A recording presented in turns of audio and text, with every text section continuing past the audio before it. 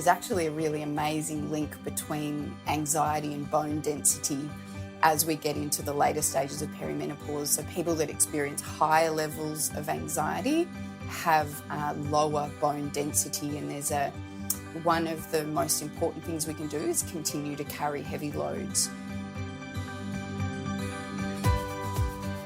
Hello, I'm Dr Jodi Richardson, and you're listening to Well, Hello Anxiety, a podcast where we end the struggle with anxiety and build our toolkit of practical skills to thrive. Hello, everyone. Thank you so much for joining me for another episode of the podcast. I'm doing something different today to introduce today's guest. I'm actually going to start by sharing testimonials from some of her clients. Here's the first one. She has a breadth of knowledge that allows her to pinpoint the true cause of the problem, no matter how complex it may seem. All of this in a person who is as relatable and professional as Unna is a very rare thing. Another client wrote, everything in the body is interconnected, and Unna's skill in getting it to work together is like magic. And the last is, if you enjoy having your mind blown, then I highly recommend attending one of Unna's courses. So today's guest is none other than Unna Goldsworthy. Unna shaped her work as an exercise physiologist, specialising in women's physiology, anatomy and behaviour change, after asking herself the following question.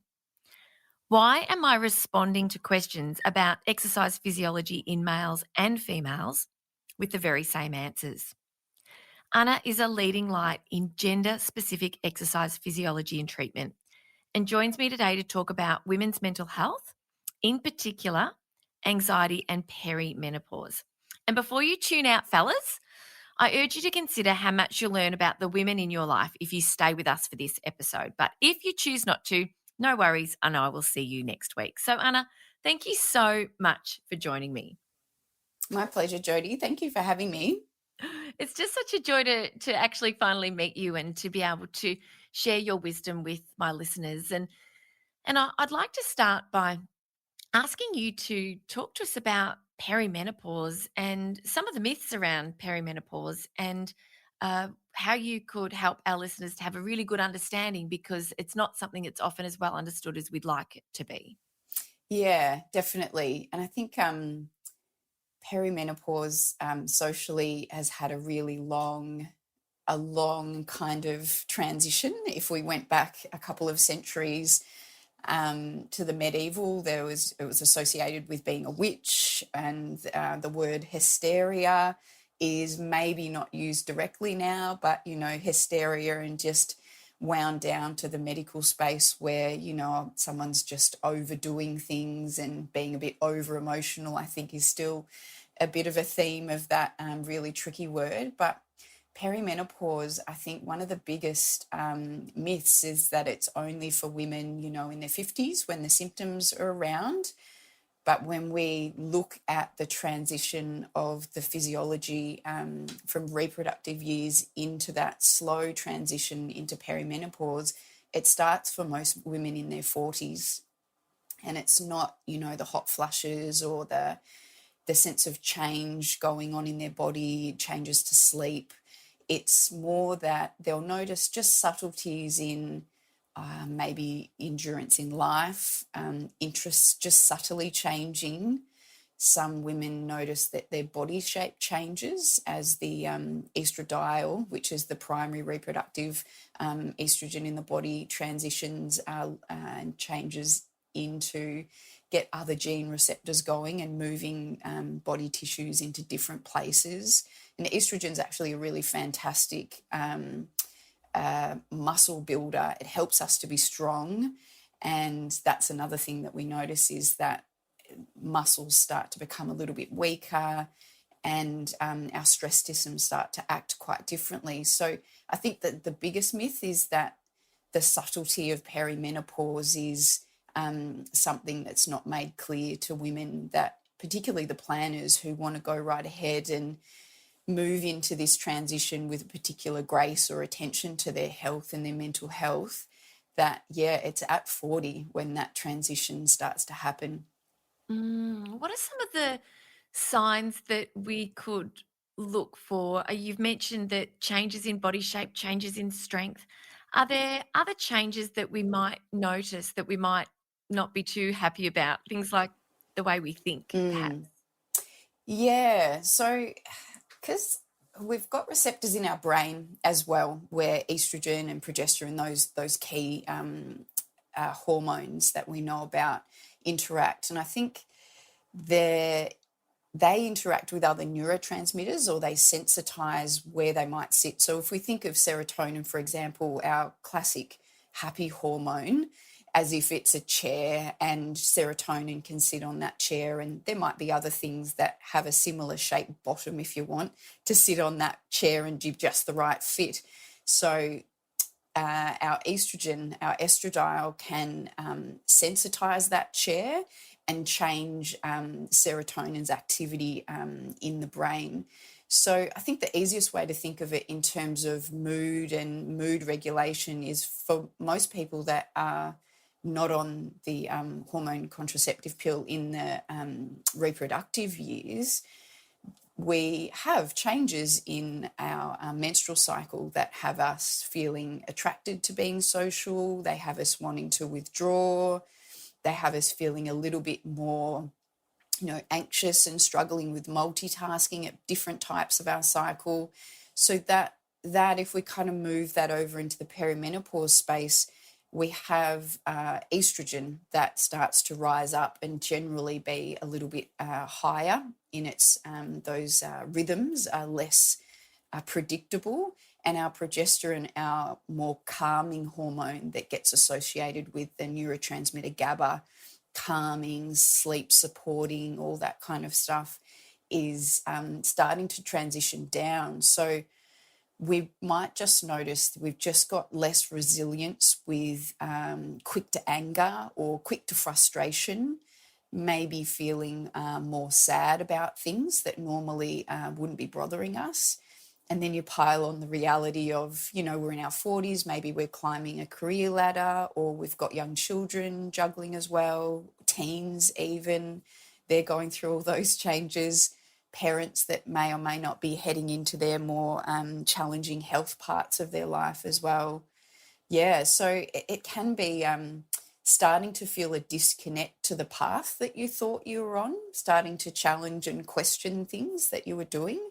I think that's a very subtle one, but often the one that women respond to the most, rightly or wrongly, just the way we've been conditioned, is to respond to our body shape. So getting that, a little bit more change around our waist, because we go from estradiol, which signals for us to keep our body fat at our hips, and then we go to a new type of estrogen, which is estrone, and that tells our genes to pop our body fat around our tummy and our organs. So sadly enough, that's usually what most women respond to, is they don't feel good about the body shape changes that they're noticing. But it's not usually a click to go, hang on a second, am I in perimenopause? And I think or am I starting that transition? And subtleties in gut microbiome as well. So we get those hormones are interacting with other markers that will change our gut microbiome, and that amazing connection between the gut and the brain, and those subtleties about, is our emotional health changing because of all the things we just talked about, which are all very reasonable, or is there other things happening in the gut that might be more relevant for one woman compared to another, one person compared to another? Yeah.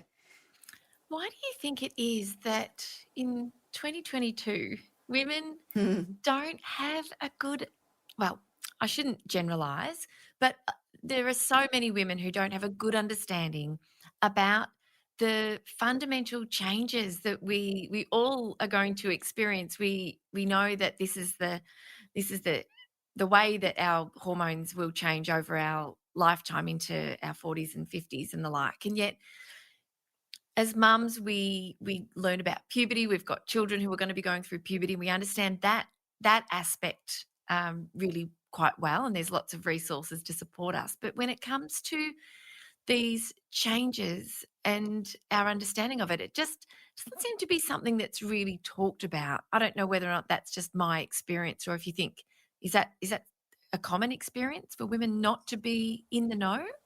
I might be in your world as well, where we just hang around with our particular lens.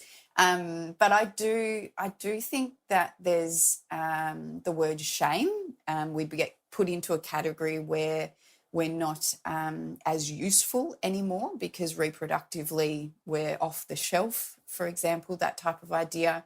There's an amazing TED talk, and I'm struggling to think of the woman's name, but she did. I might be able to send it to you to share with your listeners, this idea that, if you're in a work environment, people need to tiptoe around you, because don't say the wrong thing to the woman, because she might get upset about it or have a different perspective. And then that when you hit 40, that you become a little bit redundant. So she made this really lovely comparison about, you're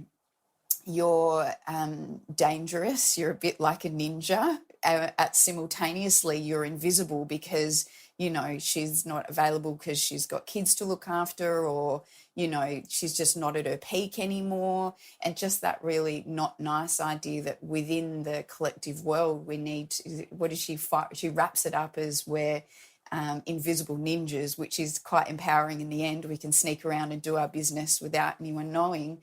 But more to your point is that there's a sense of I need to pretend to be more male to continue to make it. I think that's a big lens of it. And I think the pill as well, if we look at the history of the pill, that's effectively like a chemical way of controlling your hormones so that you can control and be present in particular ways. And that I think is really interesting, because we fit better into the sexual revolution when we were given pills to control what is essentially our most unique biological function, which is also it's up there, and in the medical industry it's considered an indicator that if you are well, you have a reproductive process going on that has a rhythm with your hormones that acts a certain way. But, I think it kind of starts there, that as young people, we try to control it. And then when it's maybe not in our control anymore, it becomes problematic. And some people just bury their head in the sand until it's their problem. Mm-hmm. Yeah. And that can, like, as we know, it can really become an issue for the woman whose neurological function is changing, moods are changing, irritability, sensitivity.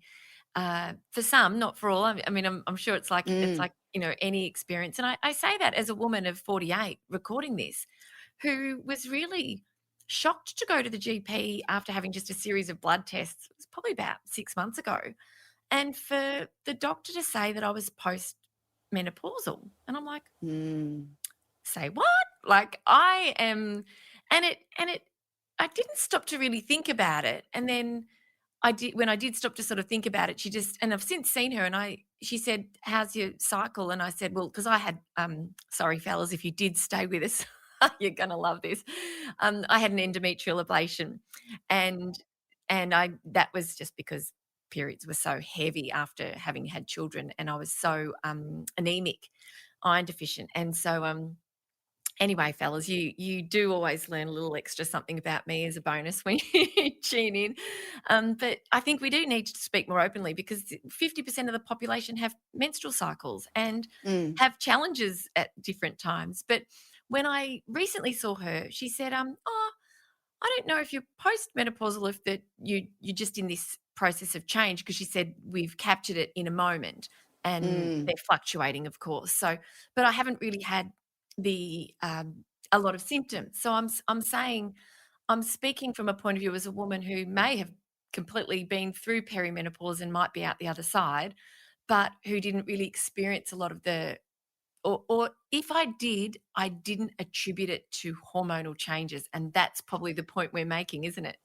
It's really interesting, and I think it's important, and it reminds me as well, for your question that you asked before, like those indicators that we can look for, is that our cycles start to just subtly change in the early 40s, and that is part of that, slow graduation of things pulling away from each other and the rhythm changing.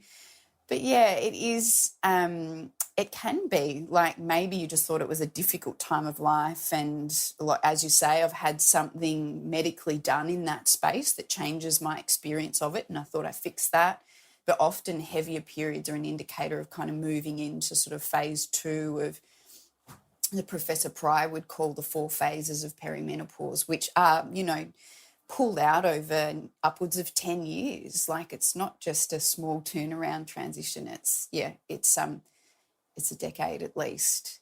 And I think the other interesting thing when we're addressing the males, the fathers in the house, and one of my clients talked about this idea that her sort of interpretation of perimenopause, she associated very much with her teenage years, where the male figure in the home was referring to both of them as being crazy and, the madhouse that I'm in. And that detachment from this is a significant change, and upwards of 40% in this decade of women can deal with anxiety and depression. So there's a clear jump in mental health challenges.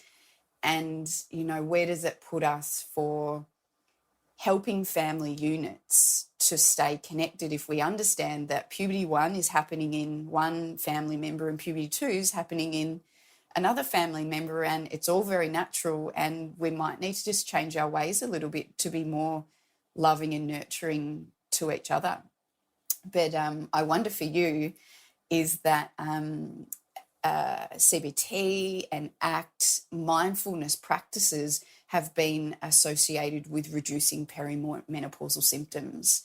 So it's, that's one of the angles that I love to help women understand, is that if we have a good connection with who we are, our beliefs, that we do end up helping our symptoms from our ability to know ourselves better and engaging in a calm in that way, and how that impacts our symptoms. Oh, that is so interesting that you say that, because I live and breathe ACT Yeah. daily. And that's why with the podcast, I wanted to start the podcast to bring this knowledge and these practices, which we can all, do for ourselves in our, and some people might need some, not everybody needs therapy and professional help to learn new skills. There are a lot of these skills that you can adopt by listening to a podcast and learning, one practice, and then putting it into your day and seeing how you feel with each different activity that you might trial. And I use a whole range of skills all the time, and that's why I like to say that I thrive with anxiety, because I have such a full toolkit for when worries show up, for when big feelings show up, for when I lose my what, for when I'm just not feeling like I'm coping. And I wonder if that is the case, because it really was an experience. I mean, I got hot every now and again, but that was about it. And I thought, oh well, that's probably perimenopause. I could make that connection. But and that's why this conversation that we're having today is so important, because first and foremost, it's really important that women have a good understanding of what to expect if you're younger and you're listening and this is not quite on the horizon for you. And many of our listeners to this episode will be right in the thick of it. Or maybe you've come out the other side feeling a bit confused like I was about, I don't know what I expected, but it wasn't what I experienced. Yeah. And I think that's the other thing that's maybe a myth, is that as if perimenopause is that, it literally is like a moment in time. Menopause is anyway. That's that, one mark in the sand where that last cycle hasn't come in that year prior, and that as if it's all done then. But because the hormone profiles change so much, we're now living in a new body that is not under the amazing influence of estrogen and progesterone protecting our bones. They're not in our brains protecting our brains in that way. It's very different on our immune system. So moving into menopause, it is, it's not just that's over. there's a whole kind of transaction of, okay, now I need other strategies to make sure I can look after my heart, my brain, my bones, and be physically and emotionally capable to live the life that matters to me. Yeah, Especially, definitely. I love that. I was just having a conversation with another amazing woman who I was at CrossFit with this morning, Eva Herod. I'm hoping I'm pronouncing your name correctly, Eva, if you're listening. And we were doing wall walks, which is essentially, it's like a handstand, but you walk your feet up the wall and you walk your hands into the wall, and you can eventually touch your nose to the wall. And we were talking about this, and at CrossFit, everybody works to their own level. Not everybody has to take their nose right through. But she was just saying, "Oh my gosh, I love that we're putting our hands over our head." And she said, "So few people are weight bearing overhead, and Yes. actually really helping to strengthen." I'm doing that motion, realizing that only Anna can see me on the Yeah. podcast. That we were also incidentally talking about um I was saying how, I'm super active, and that at my age, sort of closer to 50 than 40, I know people who are really entrenched in their exercise routines and loving it, Mm. others who are feeling like, oh, I just don't feel like I've got it in me anymore, and everything in between. And we are talking about ages, and she said, I don't think about it as a number in terms of age. She said, I think about it like levels in a computer game. She said, I'm this level, and she said, you're level 48. How amazing that you're level 48. You've got 20 more levels on whoever's 28, in terms of experience and wisdom and learning and growth. And yeah, so anyway, that That's was a just a cool flip. conversation. I like that. Yeah, it's really cool, isn't it? Um, and what you're saying is so important, because when we understand that it isn't just, menopause is not just about not having a period anymore, not menstruating anymore, but that there are other considerations, other changes, and also ways that we can really optimize our own physical health and mental health once we have an understanding of what these changes are, like you were saying about bone strength, that we can't Mm. rely on what we have done in the past in terms of our reproductive hormones. And so, what do we need to do to really look after ourselves in over this time? There's actually a really amazing link between anxiety and bone density as we get into the later stages of perimenopause. So people that experience higher levels of anxiety have lower bone density, and there's a physiological link, which I can't remember the word, so I won't go into it because it'll be a stumbling block. But there's, from a bone point of view, one of the most important things we can do is continue to carry heavy loads. So strength training is the most common version of that. And I think it's important, as we start to talk about exercise, that people, I think, maybe have beliefs that count themselves in, not around age, but around what level of your video game that you're in, that we start to count ourselves out. We've got a bit of an ache or pain here, so we can't do that. Coming into perimenopause, certain autoimmune conditions can start to present. My kind of phrase that I always kind of have running in my own head is, it's time for someone to rev up, slow down, or ask for help. So if you're listening to this and thinking, oh, that's not for me, you're envisioning something that's not for you. The start point might look and act very different when you seek out help with, this is where I want to be in 3 years' time. Where do I need to start so I can safely be there? So I think that's part of why we count ourselves out with exercise and get in our own ways, is we've got beliefs and biases around that idea. So that idea that the body is often always willing, or someone will be able to help, it's the mind that gets in our way. So in terms of the mind in perimenopause and exercise, it can kind of go a couple of ways. We can get so much benefit in our actual brain physiology from any form of exercise. So going for a walk outdoors, getting sunlight, moving your view to the horizon, and, doing your mindfulness practices while you're out there, is a wonderful way of getting good blood flow to your brain, and it's just simple as that. And then we start moving towards, different types of exercise, like your more intense form of exercise that you were talking about this morning. Your activities would have gotten your heart rate up a lot higher. They would have challenged you and required to have rest periods throughout the time. That's really amazing for insulin regulation, which is one that helps us with our brain having certain amounts of resources in the body and in the brain to be able to think clearly. Some people think of it as endorphins, like that rush of an attraction to doing those ideas. It's also another really interesting one is it's a dopamine driver, because dopamine wants us to go and do things. So dopamine's that idea that I want the outcome that I know I'll get at the end of the session. So dopamine, that excitatory guy's in there doing that thing as well. But then once we stop that, there's beautiful practices that we can do where we pause and go, okay, I'm not going to seek the next dopamine hit. I'm going to stop and go, I just did a really good session. I lifted this much. My technique felt fantastic on that. I'm interested in asking for some help for that one. And being in the moment and really savoring that I don't need to be jumping to the next thing. I can nourish the serotonin in my brain and get the benefit of that very mindful moment.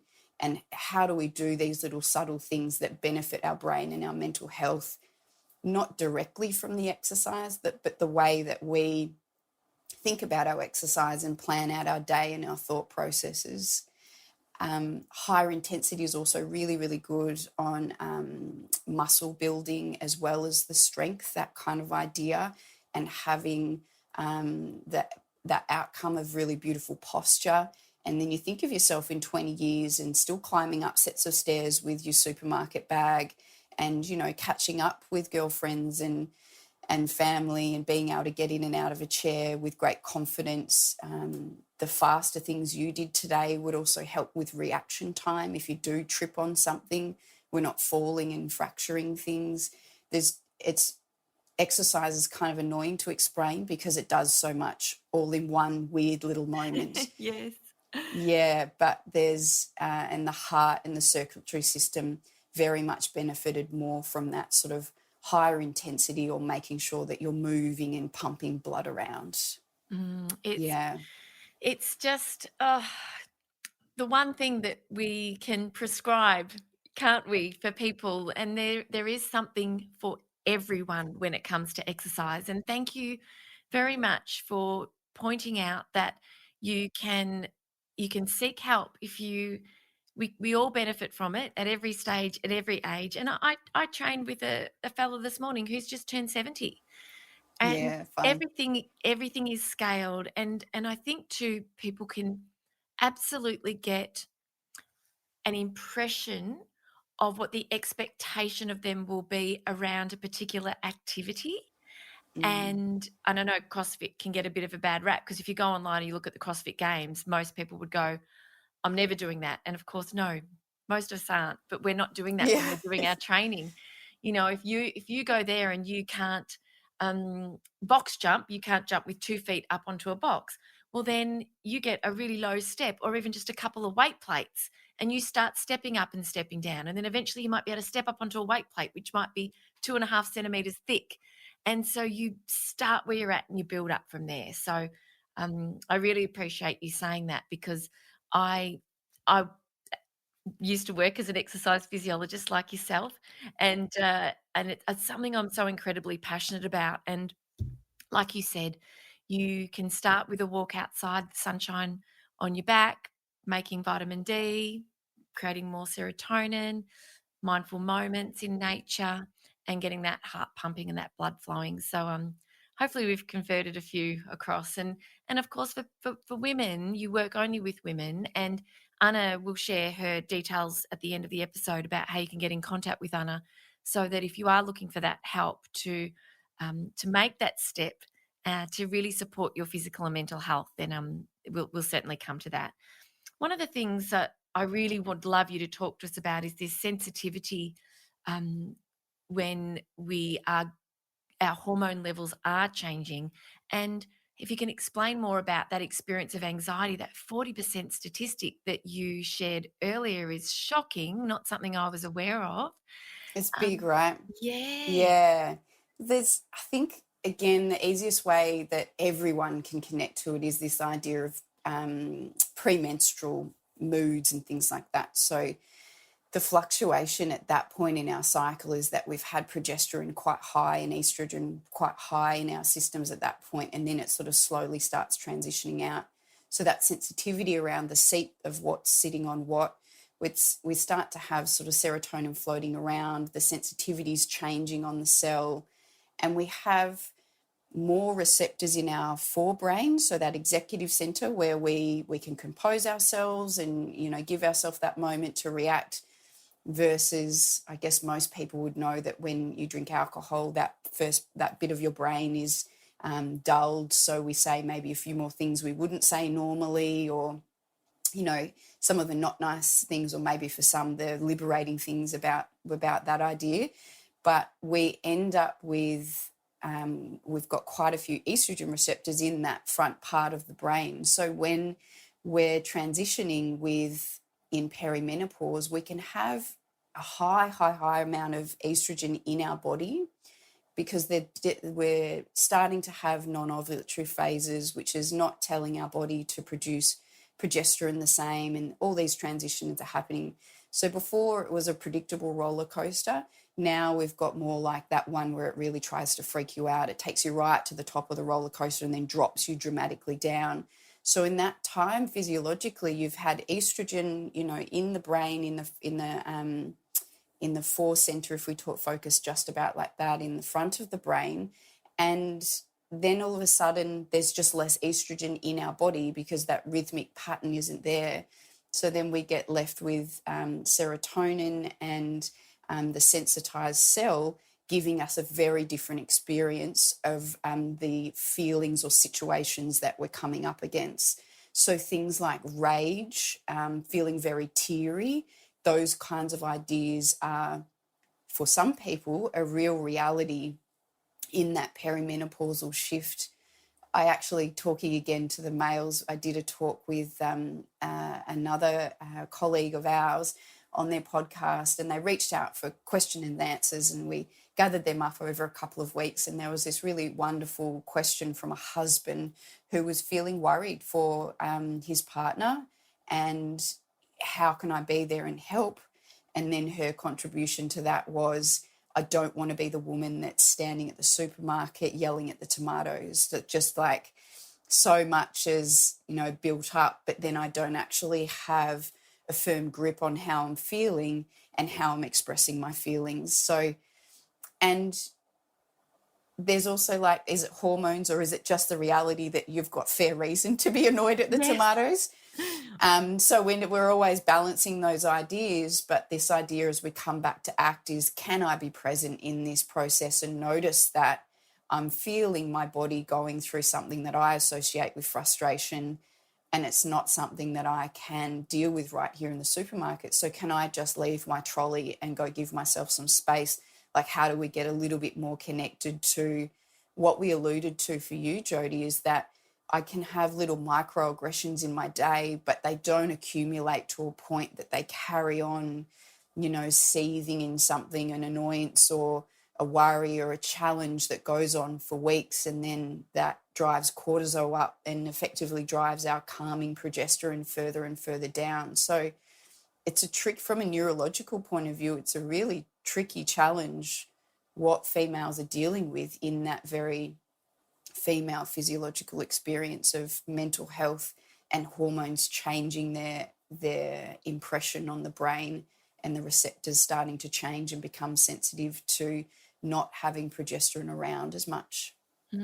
Do we produce as much GABA as we age? Is that something that changes? And GABA meaning gamma aminobutyric acid, being what the way I explained it is, it like puts the brakes on the stress response.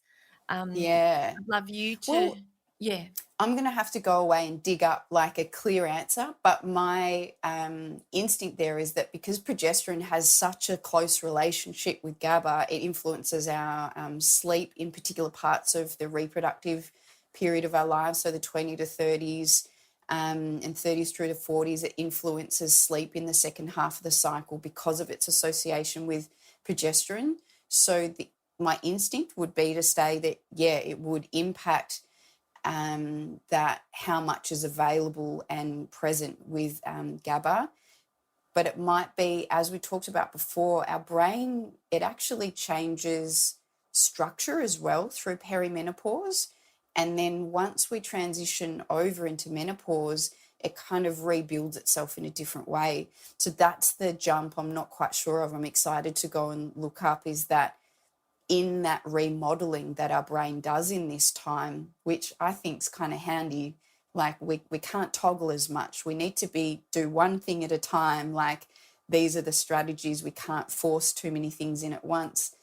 And that in that menopausal shift, we do end up with different neurotransmitter availability on the sensitivity of the cells without those other hormones interacting.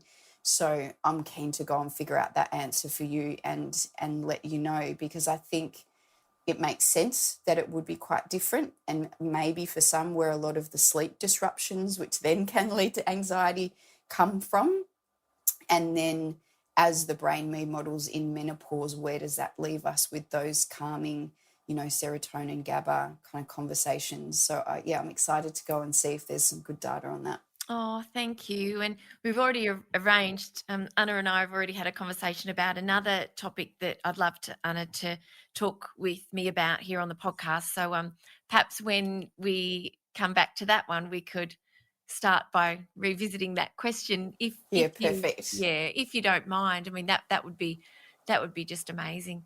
Yeah, and I think with people, just the subtlety is that amino acids, like they need food. So having protein in your diet, and that misconception that females don't need as much protein as males is that's being debunked very strongly. Making sure that you have protein with every meal, because that's amino acids that is availability for some of them to cross into your brain and then do their little transaction to end up as GABA or any other healthful neurotransmitters in your brain. So making sure we're eating enough is another big one for females with anxiety in this time. Often we don't get those triggers to eat.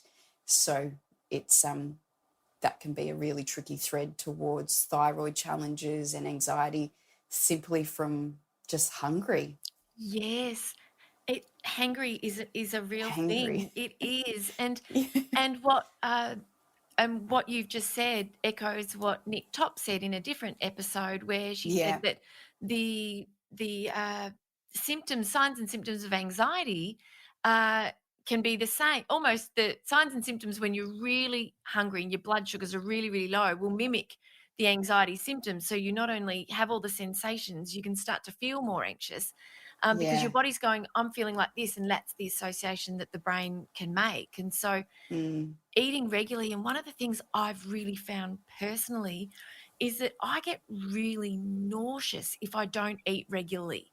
Really, really nauseous. And so I treated myself to these beautiful, it's a beautiful tart, like it's a really, really long, narrow sort of rectangle. It's a tart with smoked salmon and potato and leek and egg, and I just cut it up and froze it. And so I'm trying to sort of have a proper lunch, because I think one of the things you suggested, you mentioned earlier, was about redistribution of body fat, changes in body shape, changes with our identity, how we feel about ourselves, how much we can do the toggling, we can't do that sort of multitasking as much, and so it makes sense, doesn't it, that with these changes, that a lot of women will go, well, I just won't eat as much, and that'll help manage the weight change, whereas ultimately that can have the opposite effect, can't it? It definitely has the opposite effect for majority of women in perimenopause, because the perimenopause state it's classified as it's an inflammatory state. Again, the estrogen and progesterone before was it does these different versions of inflammation to protect us in our body, to ultimately protect maybe fertilizing an egg. So when we've got this disruption that has one very high or one very low, we end up with a different inflammatory state going in our body, and that's also associated with insulin insensitivity. So our body not responding to carbohydrates quite the same. And then that speaks to our needing to exercise regularly and help the body utilize carbohydrates. But also, as you say, when you don't eat, your body goes, oh, well, I've got a heap of insulin on board. I'll crave carbohydrates more. Then we eat them, and then we store them differently than if we took our time machine back to our 20s and, we ate, whatever we liked most of the time, and our body it took a while to respond.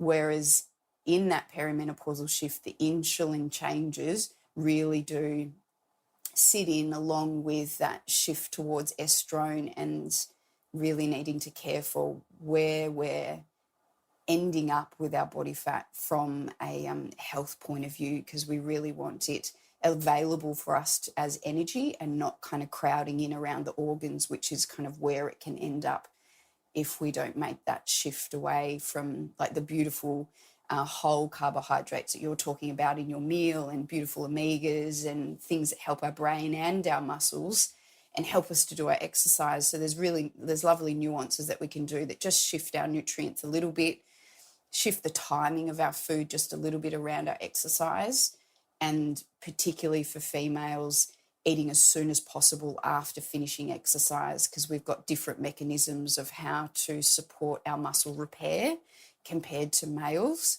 So that's a really simple way of making sure that we help our mental health, because we're not too hungry too quickly after exercising. Some people get a blunted appetite after exercise.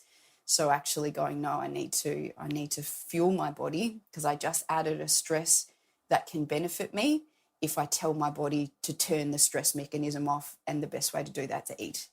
Thank you so much, Anna. It's really interesting to think about it from that perspective. I'm learning a lot today. I'm learning so much, and I think, I come home from CrossFit, I have a shower, and then I have a coffee. I eat a high protein brekkie before I go. So thank you. That's what I love about this, is there's just so much we can learn, and I hope that each person listening will take something away from each episode to put into practice. That's really what I really hope for you, is that you won't just learn, that you'll actually put things into practice at your own speed, at your own pace. But before we finish up, and before I ask you one last question, I just want to let everyone know that my neighbour's just decided to mow the lawn. And so I just heard him turn off the mower. So I will endeavour to mute my mic when you're talking, so it's not as noisy if he starts back up again. The joys of working from home. So I wondered, to finish up, given that you've shared so much so many insights and valuable suggestions around our mental and physical health in this stage of life, and helping us to understand more about it, what recommendations that you would make for the women listening, for themselves, to help protect their mental health, or to cope better as they're going through this stage and having these experiences, and also, of course, the fellas listening, so you can support the women in your life and be there to be able to make suggestions. If you're the one that listens to the podcast and you've got other women in your life you can share these ideas with, what would you suggest? What do you recommend? I think for those that are planners, it would be lovely to be having this conversation with a GP that is well versed in perimenopause as early as in your 40s, and consider it like a checkup that you might get routinely once or twice a year. Nothing quite obvious is happening that needs attending to, but you're having a relationship with someone who quite a lot later might be a really important person to you. So for want of a better word, like, you're literally dating, is this person in the same ethos as me in my journey? Can they give me a real spread of options? And if you're a planner, that would be lovely. But those that are maybe in it and needing, what are all my options from that medical point of view as well, the Australasian Menopause Society. You can do the drop down to find a GP in your area. And I think that's really important, is to be having those nurturing conversations. I'm a real fan of traditional Chinese medicine as well, that just mysterious place where they manage to look at the body very differently and support so much about the system in a really lovely and balanced way. I think what we ended with before is just eating enough, and whatever that means to people from an ACT point of view, organising yourself, or what's your challenge point that you need to lean into a little bit more and do you just one tiny bit better. I'm probably saying this because it's directed at myself as well. Organising meals and all that kind of thing, eating routinely and staying hydrated is really, really important.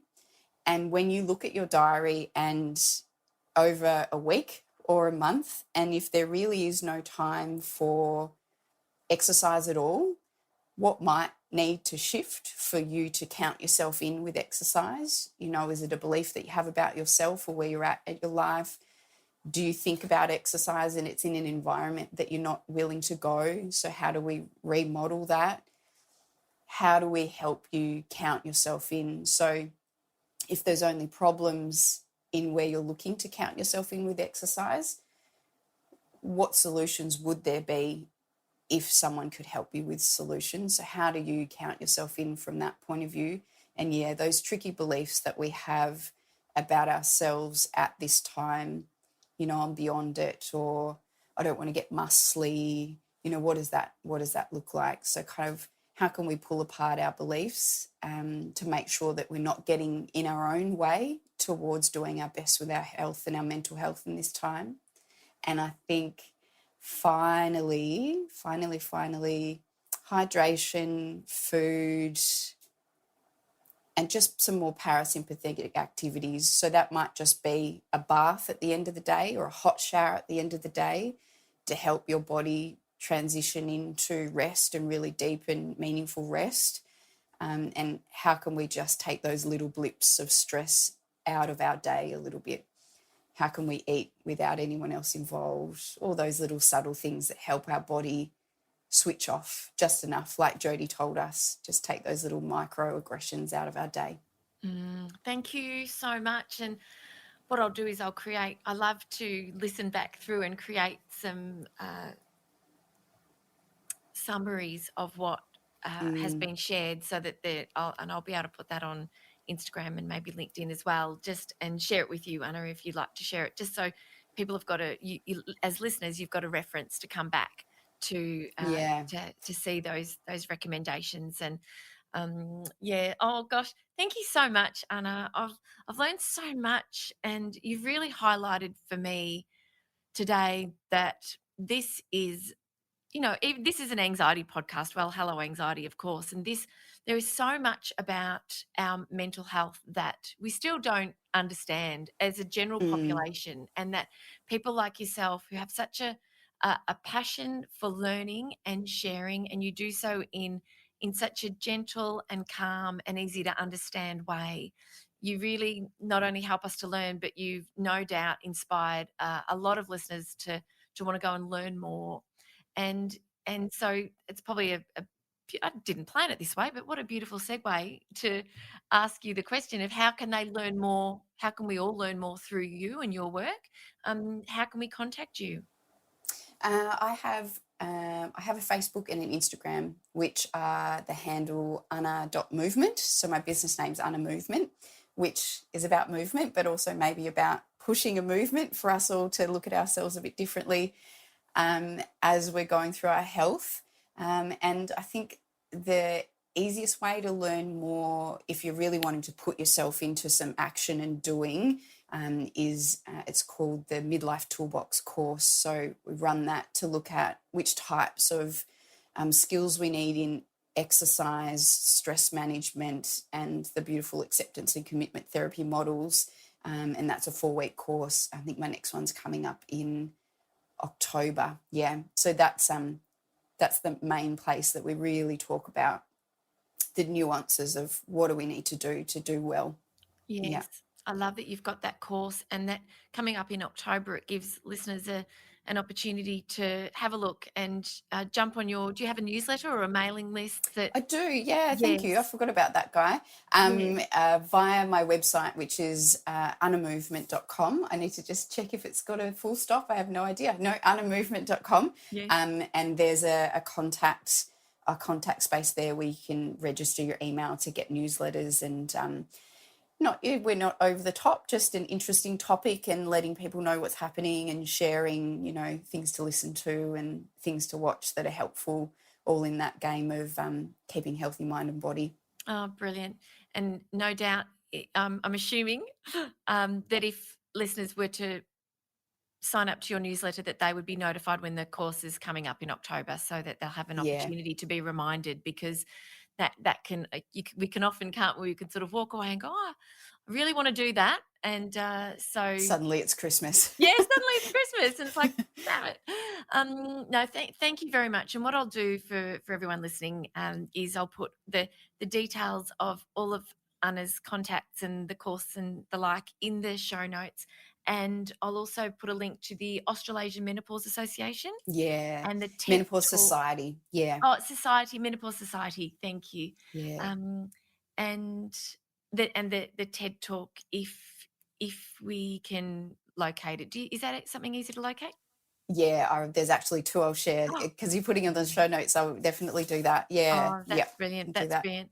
Well, Unna, thank you so much for your time. You've been so generous, and I really am excited for this episode to really make a difference in women's lives, in families' lives. And I'm thinking too, as I'm listening to you, I'm thinking I have a 12-year-old daughter.